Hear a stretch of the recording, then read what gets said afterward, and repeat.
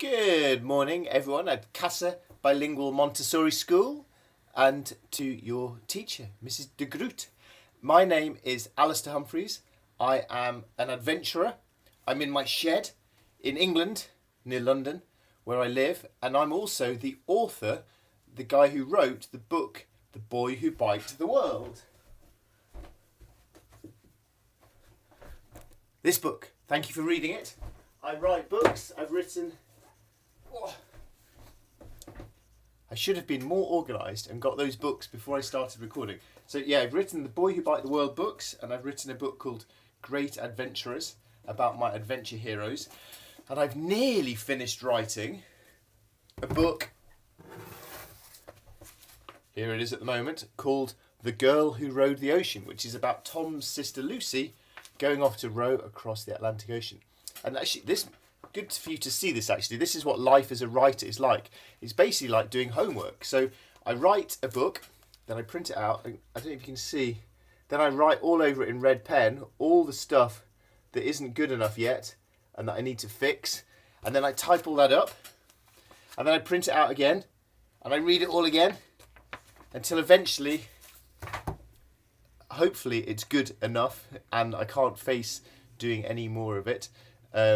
And then it's done. So that's what I'm working on at the moment.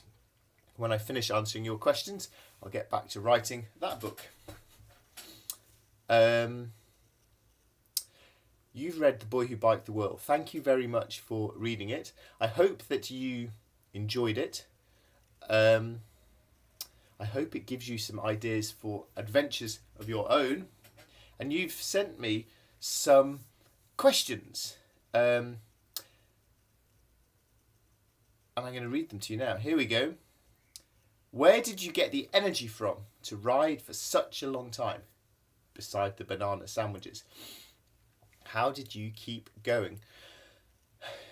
I guess there's two kinds of energy. There's energy from food. So, yeah, I ate banana sandwiches, and then I just ate really whatever was the cheapest food in every country that I went to, so that I didn't spend too much money, and that my money would last the whole way around the world. So that's one kind of energy. But the more important energy is, how do you keep going? How do you make yourself keep going when you're on your own, so there's no one to say, come on, come on, come on. And also when the finish line is 4 years in the future, it's quite hard to be motivated when your finish line is so far away.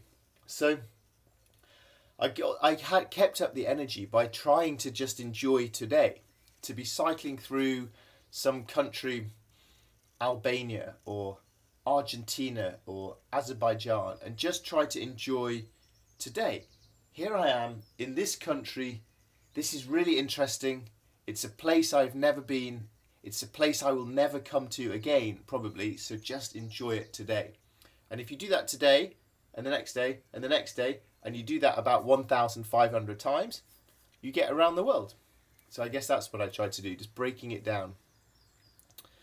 Did you not eat a mouse kebab or a fly burger? Ilvi would have chosen the fly burger. But then they would have only eaten the bun. That is cheating. You can't just eat the bun and the ketchup and the cheese. I think I would rather have the fly burger as well.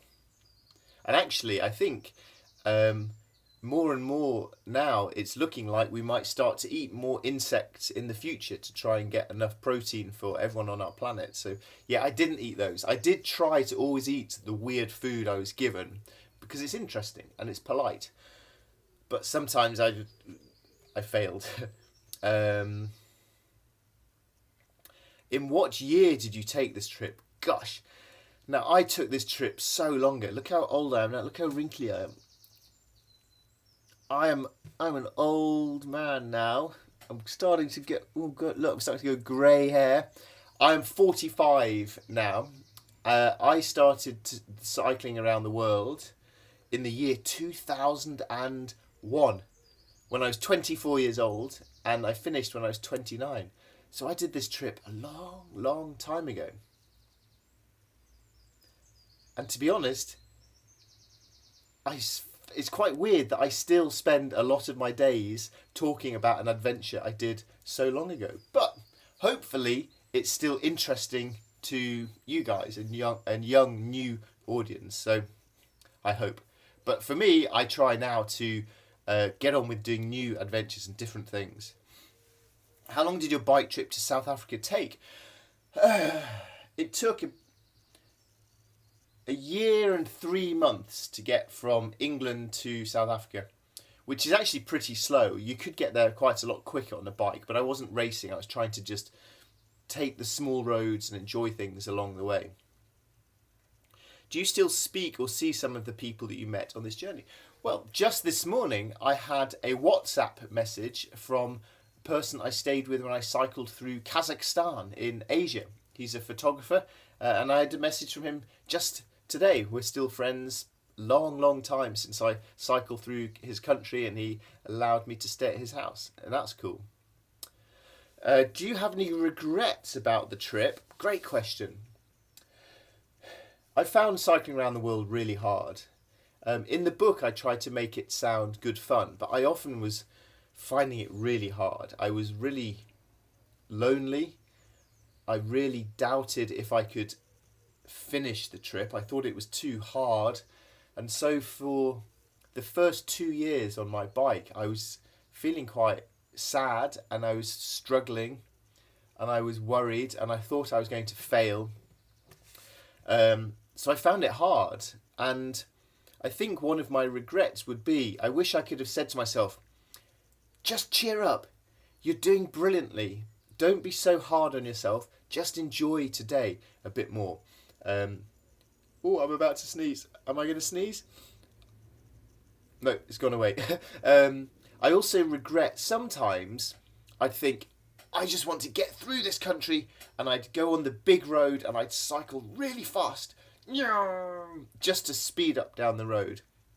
And I regret those times, because what I really enjoyed was the times when I took the small little roads, the back lanes, up and over the hills, through the small villages. They were the much more interesting times.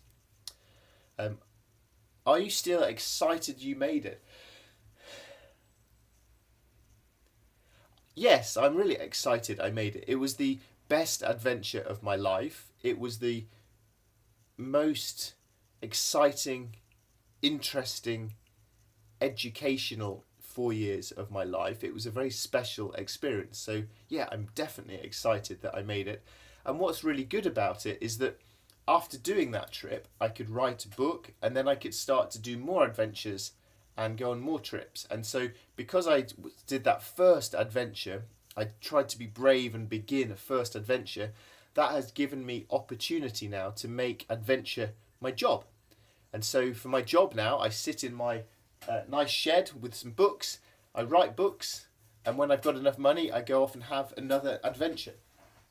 And if you can see up on the ceiling here, there's a movie poster from me and my friend pulling a big cart through the empty quarter desert in the Middle East, and I made a film about that. So since cycling around the world, I've done lots of different adventures. I rode across the Atlantic Ocean. I walked through Spain playing my violin. If you look on YouTube for My Midsummer Morning, you can see me walking through Spain. If you look for Into the Empty Quarter, you can see me walking through the desert. So yeah, I feel really lucky that I've just got the best job in the world, all because I went on that first bike ride. What was your favourite part of the trip? Aaron likes South Africa best because they speak a form of Dutch, the Afrikaans. Dankie. And he's wondering if you know any Dutch yourself.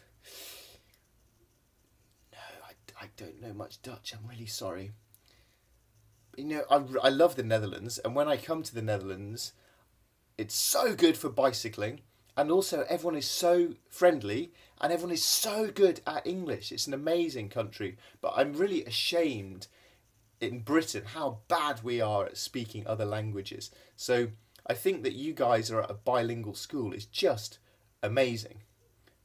I hope I haven't been speaking too quickly, but for you to be able to speak 2 languages really well is just amazing. That's brilliant. Learn as many languages as you can. It's such a good thing.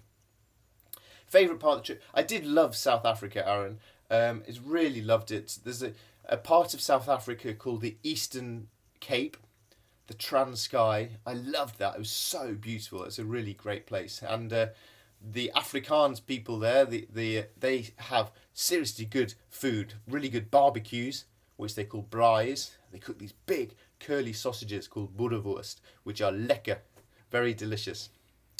What other vehicle would you choose to travel the world if you could not choose a bike? Foot? But that's slow. Foot is slow. What you need is you want something that's slow so you can see the world. You want something that's hard work so that it's a challenge. But you don't want it so slow that you don't get anywhere. So that's the problem with foot.